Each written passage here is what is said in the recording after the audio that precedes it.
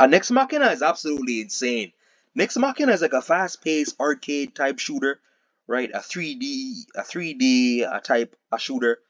The same guys who made a Returnal made this game, and like I'm a huge fan of a Returnal. Like I know Nex Machina came before a Returnal, 4 years before, but it has the same premise. It is like a roguelike, so roguelike meaning that if you die, once you die, there is no save point, right? So except like with this one, this is a little more forgiving because if you die, you have many lives, many lives. But you can't save the game, so you can't actually save the game, right? And so let's say like if you're on stage wave 10 or wave 12, and if you decide to leave the game, you cannot go back to that point. So you literally have to play the entire game through. Returnal had like a save point halfway through, or like actual a checkpoint or a save point, but a Nex Machina, does not. First off, this game again, this game is incredibly fast paced. Just the amount of enemies like on the screen at once, the projectiles, the traps, the various areas, and yeah, and given the fact that there's so much going on screen, sometimes it's hard to tell what's going on because your a character is so small, and a lot of the lots of the enemies will actually overlap you, and you can't tell where you are sometimes. But once you learn the game and learn the patterns and the enemies, and yeah, like it gets easy to overcome that. Nex Machina has, like I said before, there's gonna be perks. There's various perks. So there's like a shield. So basically, if you get hit once, you're dead. You die. You gotta reset, like in that same wave, right? So with the shield ensures that you can still be alive after one hit, right? So yeah, there's a shield, there's double fire, there's like triple fire, there's like a rail gun, there's a dash, explosion, etc. So yeah, there are certain power ups or perks that I don't like as much. For example, there's a railgun fire, I believe it was called. The railgun fire makes it so basically it's very hard to aim. It's very hard to aim.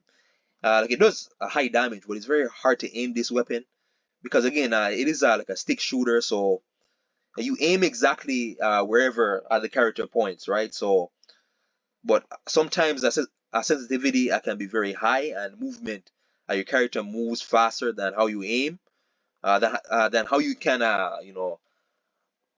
adjust the aim, right? So yeah, but the perks are like, very fun. Learning the enemies, for the most part, enemies will chase you.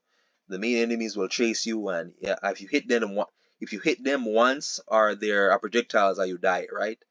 So yeah, the fire. So you have your main type of fire, and you gain extra a type of projectiles as well through the power ups.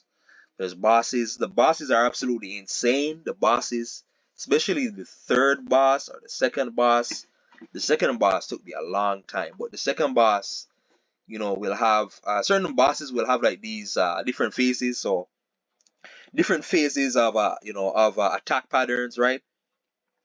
And the second boss will throw like these boulders at you, like these, I don't know what they call, like some sort of a space boulders at you, and they just keep on coming and coming and coming. It's like the game at that point, the game is like 1,000 miles per hour, and then it just keeps on going. But it's all about adapting, adjusting to the projectiles, projectile movements, right? Learning the dash. I believe this game you can dash through projectiles. So similar thing in a Returnal where you could dash through projectiles and traps, but there are certain projectiles that you can't dash through. You naturally have to dash around them.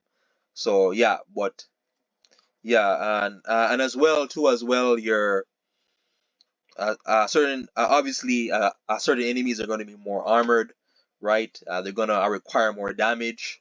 I believe dashing into enemies with the perk does do damage. So like if you dash into an enemy, it will do damage, right? There's going to be certain areas or attacks. For example, the laser turret. So the laser turret where you have to literally I take out the actual turret in order to break through the laser, right?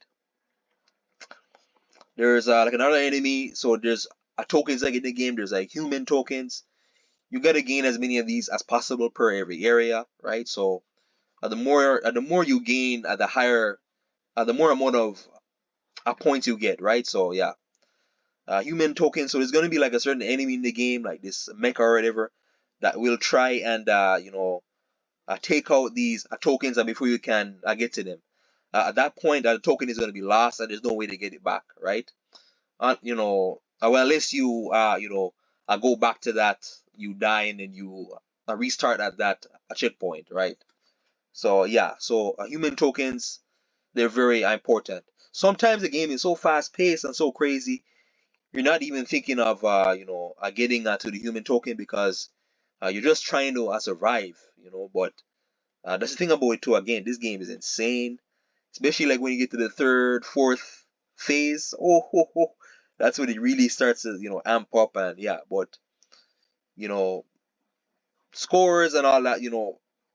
Mostly at the game, like just understanding projectiles, enemy patterns, enemy movements, habits, right? All those things. There's gonna be certain areas, so there'll be like a certain loophole or a certain trap that won't uh, uh, you know that will not go away like until you destroy like a certain point. So there'll be a specific like amount of enemies to destroy before a certain part of the map opens up.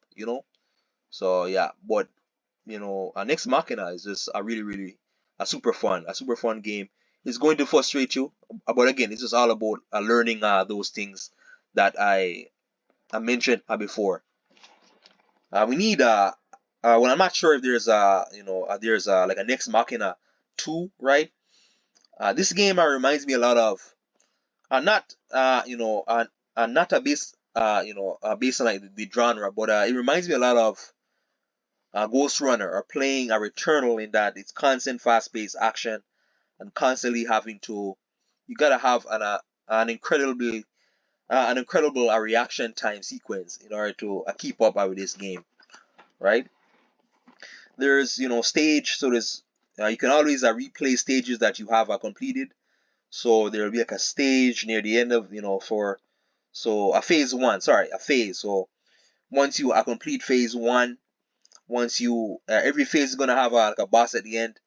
Once you complete that boss, you can always replay that phase. But the overarching arcade mode, so the arcade mode, you have to play the entire arcade mode to unlock these different phases.